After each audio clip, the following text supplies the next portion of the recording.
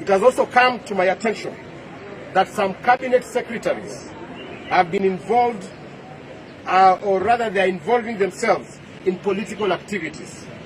Contrary to the law, which requires them to remain apolitical, Honorable Moses Kuria, the Cabinet Secretary for Public Service, Gender and Affirmative Action, your primary responsibility is to serve the people within your docket.